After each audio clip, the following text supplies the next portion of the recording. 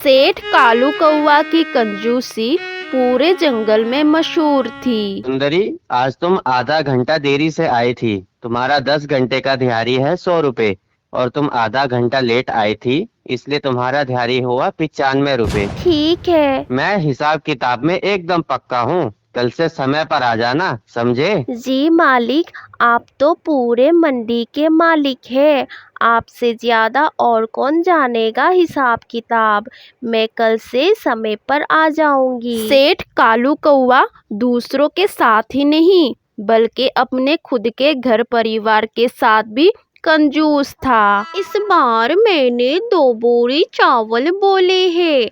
आप किराए वाले को पैसे दे देना। अरे बाबा, 2 बोरी चावल? इतना सारा चावल का हम क्या करेंगे? अरे इस महीने मेरे दोनों भाई आने वाले हैं। अब वो जवान है, खाना तो खाएंगे ही ना। सत्यानाश! अरे मैं हूँ कि मर मर के पैसा जमा कर रहा हूँ और तुम उसे लुटा रही हो। क्या जरूरत है तुम्हारे दोनों भाइयों को यहाँ बुलाने की? वो उनके कॉलेज की छुट्टी है। कई सालों से मुझसे मिले भी नहीं, तो मैंने बोला कि दोनों आ जाओ। अरे बददिमाग औरत, तू खुद चली जाती ना अपने मायके कुछ दिनों के लिए। ये तो मैंने सोचा भी नहीं। अरे तो सोच, तू मायके जाएगी, 2 भाई के साथ माँ बाप और बहनों से भी मिल लेगी। हाँ, वैसे भी कई सालों से मैं अपने मायके नहीं गई। अरे तो जल्दी जा, सोच क्या रही है? मैं कल ही तेरी टिकट बुक करवा देता हूँ। ठीक है जी। कालू कौवा ने 1 बोरी अनाज बचा लिया और वो बहुत खुश था। पर उसे कहाँ पता था कि उसकी पत्नी का मायके जाना उसे इतना ज्यादा महंगा पड़ेगा। शाम को गोरी कौवी बाजार से ढेर सारी शॉपिंग करके लौटी। अरे बाप रे, ये सब क्या है? शॉपिंग है और क्या। पर इतना सारा? हाँ, अब जब मायके जाऊंगी तो खाली हाथ थोड़ी ना जाऊंगी।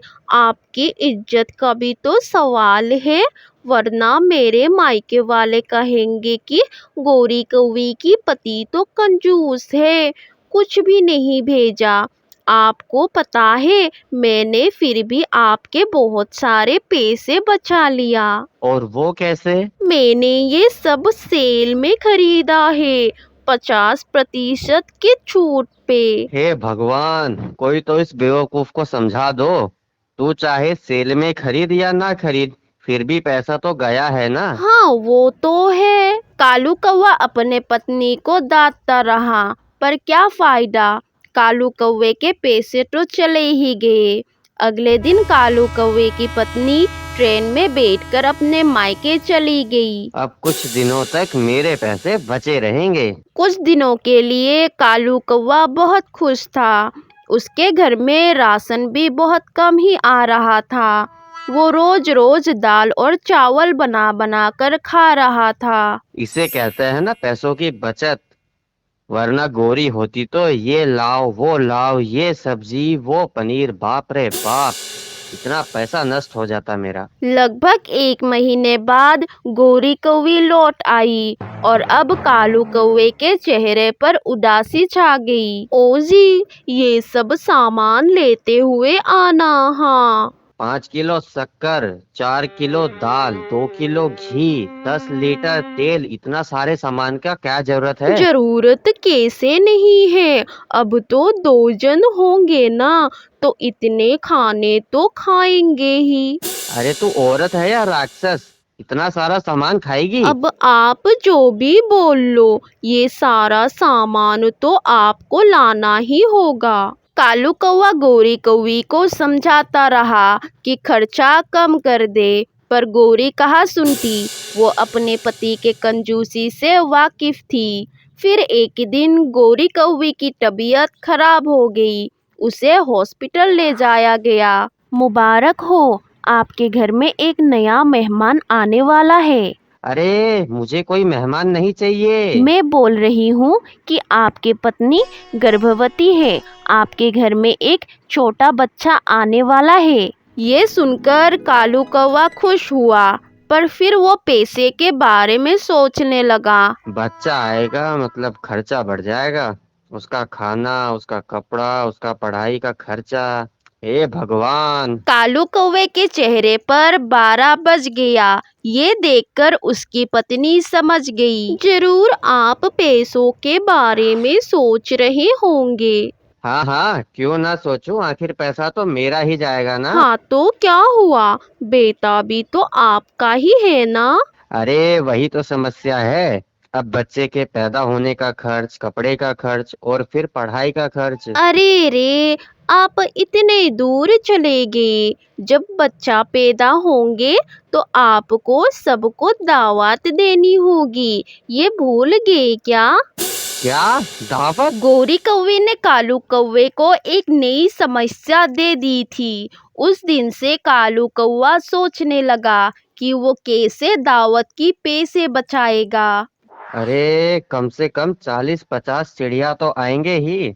सबको भर पेट खाना खिलाना, वो भी पकवान। बाप रे बाप, मैं तो लुट जाऊंगा। मुझे कुछ ना कुछ तो करना पड़ेगा। यहाँ गोरी कौवे की डिलीवरी का समय नजदीक आ रहा था और वहाँ कालू कौवा परेशान हो रहा था। क्या करूं, क्या करूं, क्या करूं? आखिर एक दिन कालू कौवे को ये योजना मिल ही गई और उस दिन उसके चेहरे पर मुस्कान आई। गोरी कौवे ने एक बेटे को जन्म दिया। कालू कौवा बहुत खुश था। अरे मेरे बेटे, तुम जितना चाहो उतना ही मेहमान बुलाओ दावत पे। ओ जी, आपको क्या हुआ, आज सूरज पश्चिम से निकला है क्या। अरे वो तो पता नहीं, लेकिन आज मुझे बेटा हुआ है। इस खुशी में गोरी कौवे ने अपने सारे परिचितों और उसके रिश्तेदारों को न्योता दिया। वो कब से सबको दावत पे बुलाना चाहती थी, पर कालू कौवे के कंजूसी के वजह से वो कर नहीं पा रही थी। दावत वाली रात को कालू कौवे के घर में मेहमानों की भीड़ लगी थी। कालू कौवे ने अपने नौकर को आवाज लगाई। अरे चीनू, सभी मेहमानों के सामने पकवान रख दे। चिन्नू ने हर पक्षी के सामने एक प्लेट रखी जिसमें बस 2 ही लड्डू थे। बस 2 लड्डू देखकर चिड़िया हैरान रह गई। अरे ये क्या, बस 2 लड्डू? इस कंजूस से और क्या अपेक्षा कर सकते हैं। चिड़िया उठकर जाने ही वाले थे कि अरे रुकिए रुकिए रुकिए, ये आपका अनादर करने के लिए नहीं, बल्कि ये एक खेल है। आपके सामने 2 लड्डू है। जब आप वो खा लेंगे तो 2 और लड्डू रख दिए जाएंगे, फिर 2 और आप ऐसा करते करते बेहिसाब लड्डू खा सकते हैं। और हर लड्डू के लिए आपको 10 रुपए मिलेंगे। क्या कहा भैया, 10 रुपए। अरे वाह वाह वाह। ये लड्डू आपको बिना पंख मोड़े और बिना चोंच को प्लेट में लगाए खाने होंगे। अरे भला कोई ऐसे भी कोई खा सकता है क्या? जरूर, ये कंजूस हमें कुछ खिलाना ही नहीं चाहता है। हाँ बिल्कुल लगता है इसका कोई षड्यंत्र है। खाना खाने बैठे सभी चिड़िया कालू कौवे की कंजूसी समझ चुके थे। इसी भीड़ में एक समझदार लड़की थी टूनी। टूनी चिड़िया को एक तरकीब सूझी। वो सरपंच के पास गया और उन्हें अपना योजना बताई। वाह, ये तो बहुत ही अच्छा आइडिया है। टूनी चिड़िया ने सभी जंगल वाले को एक एक करके अपना योजना बता दी और सारे खुश थे। और कालू कौवे को कुछ समझ नहीं आ रहा था, आखिर ये हो क्या रहा है। ये चिड़िया कितनी भी कानाफूसी कर ले, लेकिन कोई तरीका नहीं है जिससे ये चिड़िया मेरे लड्डू खा सके। पर कालू कौवे के ये गलतफहमी टूट गई जब उसने देखा कि सभी पक्षी अपने बगल में बैठे पक्षी को लड्डू खिला रहा था। अरे ये क्या? पक्षी लड्डू खाए जा रहा था और कालू कौवे के सेवक लड्डू परोसी जा रहा था। मैंने 10 लड्डू खा लिया, लाओ मेरे 100 रुपए। हाँ भैया, मैंने तो 16 लड्डू खा लिया। कालू भाई, ये खेल बहुत अच्छा था।